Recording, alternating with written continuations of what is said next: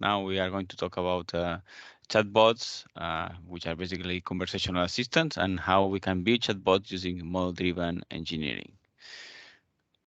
So basically, just one slide to motivate why it's so complicated to be chatbot. So because we may feel that a chatbot is just you write some text and and you get back some text back.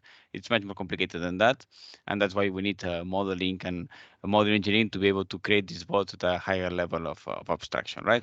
So a chatbot, in fact, first it requires to interact with a number of channels, right? So communication channels, and we typically want the same bot to be deployed over multiple channels. So that's also a challenge because we don't want to rewrite the bot for every channel, right? So if the bot needs to be working in Slack and Telegram, we don't want to create two versions of this bot. But then the complicated part is that, in fact, the bot needs to understand what we're trying to say to the bot. And that typically requires interacting with a natural language processing engine that will be able to classify the user text into one of the questions, one of the intents, we call them, one of the intents that the bot is supposed to understand. And once the bot understands what the user has told the bot needs to reply. But the reply, again, in very simple words, is the reply is just a text reply. But typically, this reply implies doing something that may require accessing external services, updating database, and so on. So you see, in the end, a bot is the the sum of the complexity of building software with all the, again, interaction with external services, API, and so on, with all the complexity of building natural language processing systems, right? So how we solve this in Chatkit? So in Chatkit, we follow a traditional path to the solution in MDE. So basically what we do is we propose a couple of DSLs. In fact, it's one DSL with different components that allow you to express the bot at this higher abstraction level. And then these DSLs are interpreted by a runtime, our Chatkit runtime, that given a certain deployment configuration, and here's where you tell the bot, or in fact, where you tell the Chatkit runtime, where you want to deploy the bot, what are the services, what are the libraries for the NLP that the bot needs to use. Then with these two informations, it deploys the bot and runs the bot. So then at this point, the user can ask questions through one of the channels where we have deployed the bot. That runtime will take this input text, call the NAU engine that has been, again, configured in the deployment file, process the response, and reply back to the user, right? So again, we define the bot once, but basically we can deploy the same bot in multiple places. Good. So I was told that somebody in the audience wanted to see Chatkit running. So let's see if maybe I can. I hope this is large enough as a font. If not, just please let me know. So this is an example of a bot in Chatkit. Chatkit, the DSL, and that's going to be the last sentence, sorry, the last slide of the presentation, now is implemented as a Fluent API in Java. So basically, on top of Java, we have an internal DSL, Chatkit, which again, internal DSLs are implemented as Fluent APIs. So basically what you see, of course, is a Java editor. You can use any Java editor now to create Chatkit bots. That's one of the benefits that we get. And then you can start writing the bot. Here we're starting from a very simple bot that only knows to answer, to say hello when you tell the bot hello, and to say how the bot is feeling when you are asking how are you, right? So basically you have two intents, the greetings and the how are you.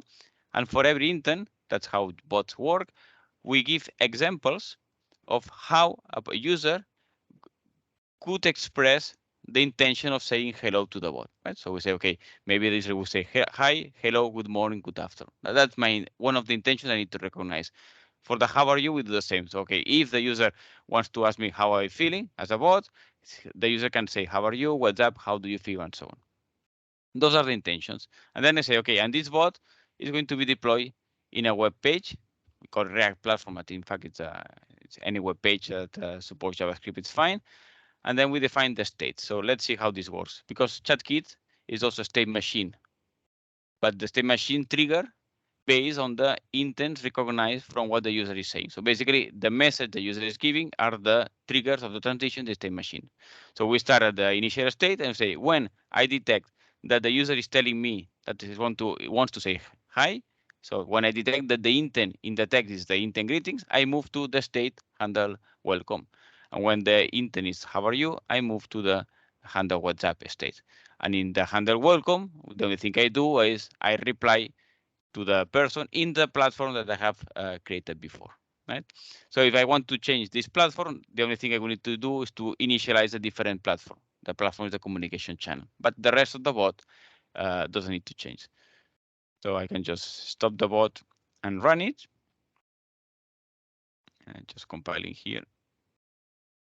Again, it's a Java file with a POM that imports the library. So in the end, you just get your bot in a jar. Not making a joke here, just in a jar file. The bot now is running.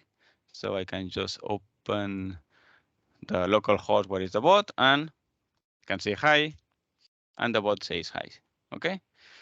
Of course, something surprising is that I put this, which is a hi with a space in front, the bot is not recognizing. If I put this, hi with an exclamation mark, the bot doesn't understand anything. Why? Because you didn't notice, but in the bot, there's no configuration for any NLP engine. So right now, by default, since you don't define any configuration, any NLP engine to process the bot will just use regular expressions. Okay. Instead, if I change this, again, I don't change the configuration of the bot. I'm just saying that I'm going to use as an NLP engine, a local NLP engine, which is NLP.js library, JavaScript library that can be installed locally. Okay, so I just provide the configuration, didn't touch anything about the bot. I just stopped the bot. Okay, I restart the bot. Now what is going to happen is that runtime is going to take the definition of my intents here, and it's going to deploy these intents in the NLP engine so that the NLP engine is aware about the potential intent of the bot. And then now I can go back to the bot, just refresh just in case. So again, if the normal high works, but this also works. Why? Because now this hi with exclamation mark is processed by the NLP engine that will tell me that in fact this hi exclamation mark is close to one of the examples I gave to the bot as example for the training process. Okay, so this is one of the things I wanted to show, and I wanted also to show that it's the fact that it's an internal DSL makes it quite easy to create new intents. So again, in Java, we have the full power of Java. When I'm in the state, I could write any Java here. I could access import any Java library that could help me to access databases or whatever. So again, full power of Java, but still the bot is easy to create because of the Fluent API. So imagine that I have a new intent, which is, okay, I want the bot to be able to recognize when somebody is asking me for the weather. So you see, I can basically create a new intent.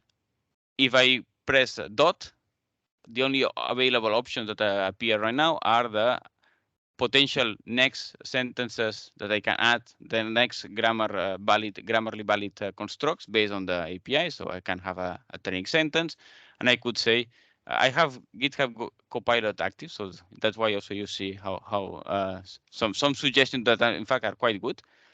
But I could say something like that. How is the weather in city? And city is a parameter. Yeah, just to give a second example right? Okay. Now I could also say that in fact this sentence has a parameter that I need to identify. I call this parameter city name because it's not enough to know that the user is asking me for a city, but it's also important to know what city is asking for, right? Because otherwise I will not be able to prepare the answer.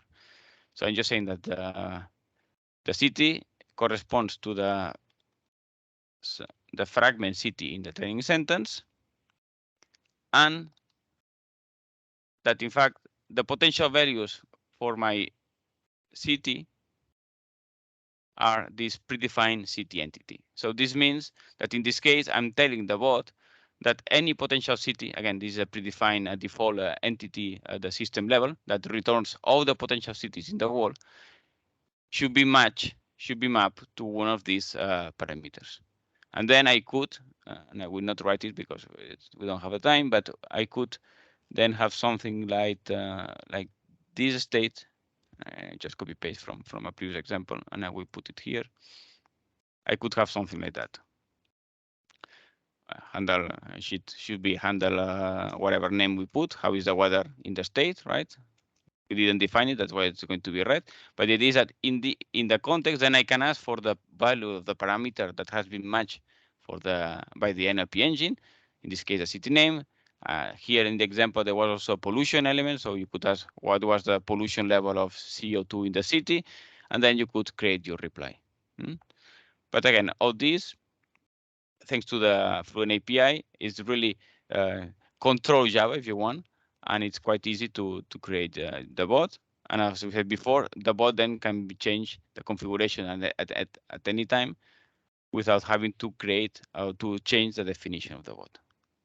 So to close this, I go back to the presentation. So this is what we have seen. This is what the language looked like before, and I think that's one important point for today. Before becoming a Fluent API in Java, Xatkit was external DSL created with Xtext. This means that we created completely the grammar. We use Xtext to create the editor for Xatkit, and then you could use this editor to create Xatkit bots. Basically, without having to rely on Java or anything, you have your own syntax, your own grammar, your own editor for Xatkit. Why this was not a good idea? Well, we thought it was a good idea. It was a typical process that we always follow in DSLs. So basically, we started with the external DSL with Xtec that there was not even a state machine, was tree base. Then we realized that with the tree base, of course, there's some limit in the complexity. So we move, we stick to the external DSL, but we rewrote the grammar and we moved to a state machine. And then at some point, we realized that if we had to write complex bots, external DSL were not the way to go, and we moved to an internal DSL. I mean, this is really traumatic, because basically this means throwing out everything you did so far for Xatkit and implementing everything from scratch, because there's nothing in the internal DSL that you can automatically reuse from the external DSL. You have the grammar in your head, but basically you need to rewrite everything. But the point is that external DSLs work great up to a point where this external DSL starts to be reinventing the wheel. So in our DSL, since we had a lot of complexity in the bots, we're starting to add more and more constructs that basically were available for free in any, say, normal programming language. So then at that point, we believe it's better to move to an internal DSL where you can try to combine the simplicity of external DSL up to a certain point. Thanks to the Fluent API, you can still control what you can write at any point in the definition of the bot, but then you have all the power of the programming languages.